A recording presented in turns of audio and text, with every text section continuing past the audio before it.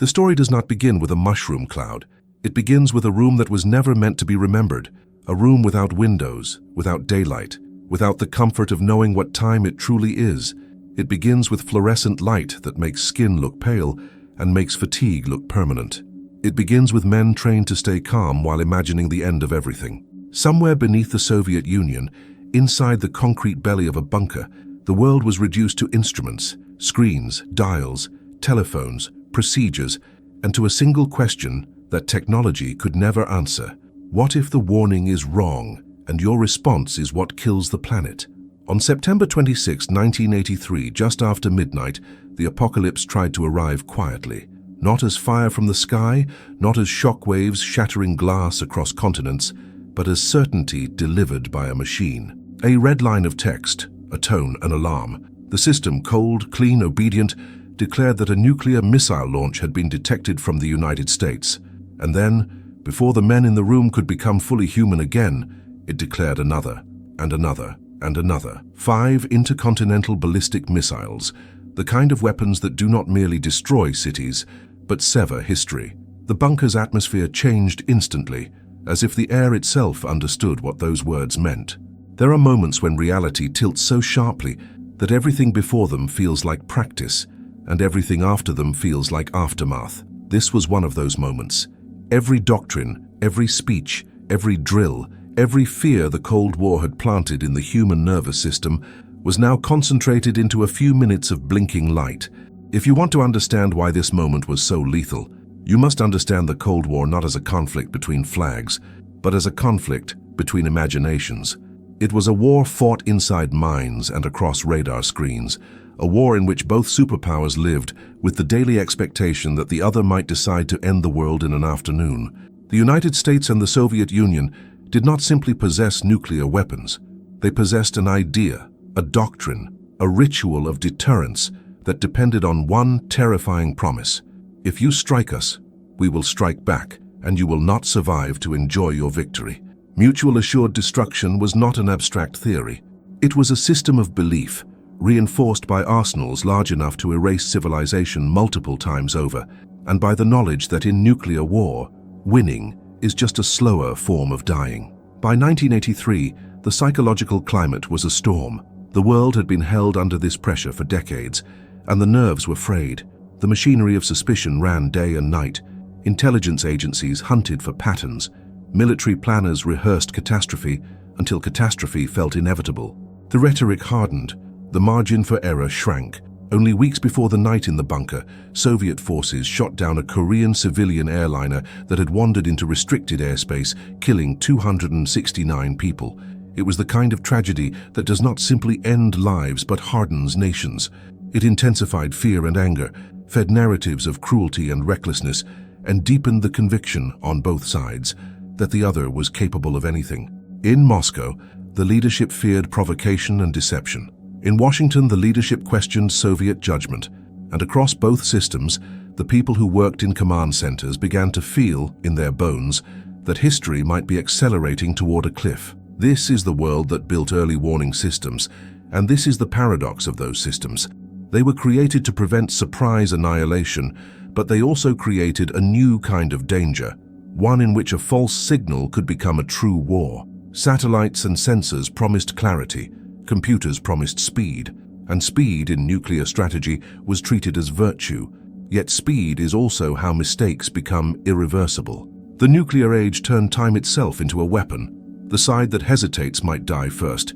The side that responds too quickly might end everything. And between those two outcomes, there are only minutes where human judgment has room to breathe. Stanislav Petrov was not a man built for legend. He was an engineer by training, a Soviet lieutenant colonel whose job was to sit inside that bunker, Serpukhov 15, and watch the new satellite-based early warning network designed to detect missile launches from the West. He was not the one who would launch missiles. He was not the one who would sign orders. He was not even the one who would be celebrated if the system worked. He was a link in a chain, and chains do not expect their links to think. They expect them to hold. But Petrov had something that made him dangerous in a system built on obedience. He understood how the machine worked. He understood that technology is not wisdom. He understood that confidence in a readout is not the same thing as truth. When the first alert appeared, the room did what it had been trained to do. The bunker's personnel moved into the ritual of crisis. Voices tightened, eyes locked on Petrov. Procedures came alive. The system's warning demanded immediate reporting to higher command, because within the Soviet strategic worldview, an incoming nuclear strike would be met by a massive retaliatory launch. That was the logic meant to deter the West. If you attack us, you will die. But deterrence assumes rational actors and clear information, and in the bunker that night, clarity was not guaranteed. Petrov looked at the number, one missile, then more, and something in him resisted the story the machine was telling, not because he was brave in the heroic sense, but because the scenario did not make sense. A real American first strike would not arrive as 5 missiles, not if the intention was to eliminate the Soviet Union's ability to respond. Nuclear war plans were built around overwhelming force, around saturation and paralysis, around the brutal efficiency of making sure the enemy has no time to think. 5 missiles felt like a fragment of a story, a narrative with missing pages. It felt like a machine seeing shadows and calling them certainty. Petrov also knew something else, something that made the room even colder. The system was new. It had been questioned before. It had not earned the kind of trust that procedures demanded. And if ground-based radar could not yet confirm the launches due to limitations in detecting objects beyond the horizon, then this moment was the purest form of uncertainty. The computer screamed war, and the world outside the bunker remained silent. The men in that room were not villains. They were not eager to destroy the planet. They were human beings trapped inside a doctrine that turned survival into automation. Their training told them that hesitation is weakness, that doubt is dangerous, that procedure is safety, and training is powerful. Training is what a society does when it wants to guarantee a certain response under pressure. Training is a way to replace thought with reflex. Yet nuclear war is the one domain where reflex can be fatal. Petrov sat at the center of that contradiction, feeling the immense gravity of 2 catastrophes. The catastrophe of ignoring a real attack and losing his country, and the catastrophe of believing a false alarm and ending the world. This is where history becomes intimate. We often imagine global catastrophe as something decided by leaders, presidents, politburos, councils of experts, thick folders, and secure rooms. But sometimes history narrows to one exhausted human being in a chair, listening to a phone that could become the most consequential object on Earth. Petrov understood that if he reported the attack as real, the machinery above him might do what it was built to do. It might not ask for nuance, it might not wait for verification, it might treat the warning as the last chance to strike before being struck. And then the first real missiles would fly, not from America, but from the Soviet Union responding to a mistake. In that sense, the machine did not merely report war, it offered war as a solution to uncertainty. So Petrov did something unnatural. He paused. He doubted. He chose the slow path, the path that militaries train out of people. He classified the warning as a false alarm. He did not make the call that protocol demanded. He did not declare that the world had entered its final hour. Instead, he waited in a silence that must have felt like suffocation. Time passed in the way it passes only when you believe you might be watching the last minutes of your life, each second thick, each breath loud, every motion inside your mind amplified by fear. If the missiles were real, impact would come soon. There would be no heroic second chance, no redemption arc, no late correction. The sky would ignite, cities would vanish. The world would be transformed into ash and radiation and ruins. Petrov had chosen to bet the planet on his judgment. And then, nothing happened. No impacts, no confirmations, no explosions. The world did not end. The alarms faded into history like a nightmare dissolving at sunrise, except there was no sunrise in the bunker, only the slow return of normality to a room that had briefly held the fate of humanity. Later, investigators discovered the cause of the false alarm. Sunlight reflecting off high-altitude clouds had created a pattern that the satellite sensors misinterpreted as missile launches, a rare alignment of nature and technology, the kind of error that seems absurd until you realize how many systems we trust with our lives.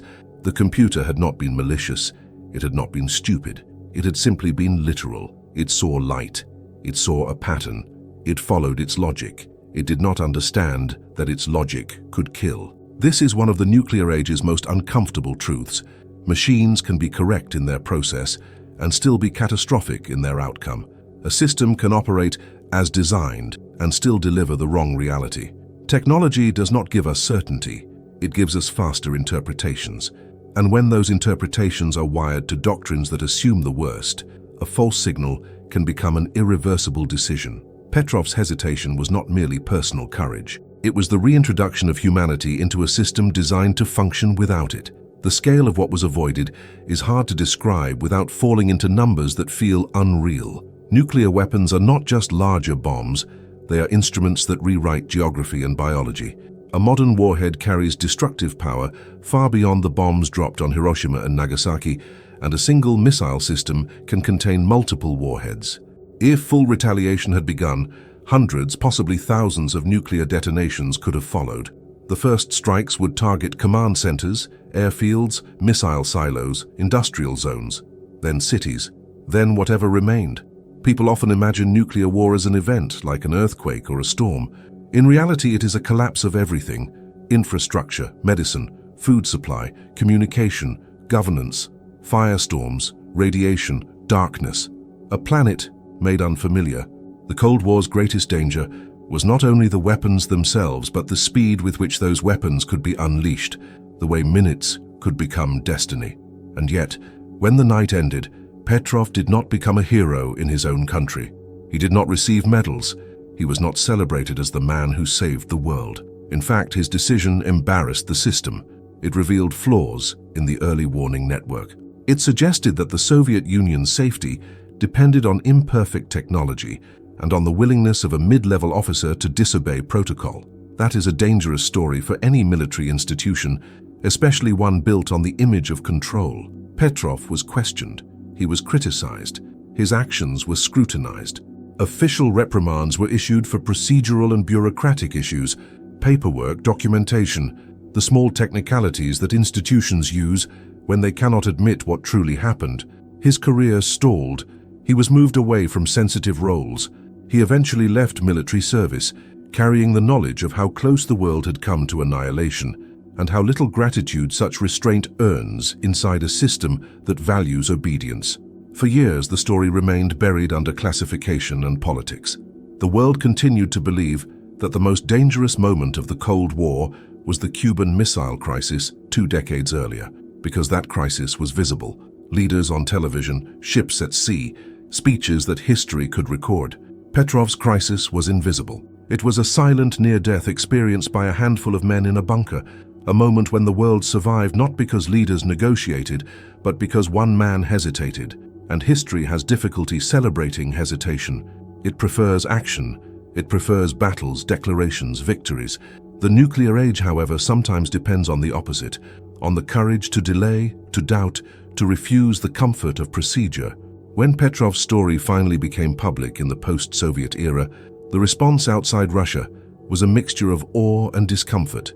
People wanted to label him a hero because the alternative was too terrifying. The alternative was admitting that the survival of humanity had depended on the intuition of one exhausted officer confronting a machine that was wrong. He received belated recognition, awards, invitations, applause, but Petrov himself remained resistant to the mythology. He repeatedly said, in essence, that he was not a hero, that he was simply in the right place at the right time. There is a particular kind of truth in that statement. History often selects its protagonists not by virtue, but by accident. The right person in the wrong moment can become catastrophe. The wrong person in the right moment can become salvation. Petrov's humility was not just modesty, it was a refusal to pretend that the world is safer than it is. He knew that if he had not been on duty, if another officer had been there, the story might have ended differently. The human cost of carrying that knowledge is not measured in medals. It is measured in fatigue, in bitterness, in the discomfort Petrov showed when strangers tried to turn his experience into a feel-good narrative. In many accounts, he appears irritated by invasive questions, especially about his family, his mother, his private life, because those questions misunderstand the nature of what happened. The point was never that he wanted fame. The point was that he was forced, briefly, to hold the weight of the world in his hands, and then to return to ordinary life as if nothing had happened. That is a kind of psychological violence, subtle but profound. to be responsible for preventing apocalypse, and then to be treated as a bureaucrat who did not file forms correctly. In the end, Petrov's legacy is not only a story about the Cold War, it is a story about modernity itself, about how human beings build systems to protect themselves and then become trapped inside those systems. It is a story about how technology can amplify both safety and risk, how institutions can punish the very judgment that saves them, how history can hinge on silence rather than speeches. It is also a story about the moral loneliness of decisions made under pressure, decisions in which there is no certainty, no perfect option, only the choice to act or not act, and the knowledge that millions of lives are downstream from your breath. Stanislav Petrov died in 2017, far from the bunker that made him a hidden cornerstone of human survival. There were no global ceremonies that matched the scale of what he had prevented. Most people still do not know his name, but every ordinary day that continues, the traffic, the laughter, the arguments, the births, the small human dramas that feel so important, exists partly because one man, in one room at one time, did not obey a machine. He did not surrender his judgment to procedure. He chose to wait, and in that waiting he placed a thin human barrier between civilization and the fire. History often teaches that courage is action, that heroes charge forward, that salvation is loud. Petrov's story suggests something more unsettling and more profound, that sometimes courage is restraint, that salvation can be silent, that the most epic moment of an era can be a man sitting still while alarms demand movement.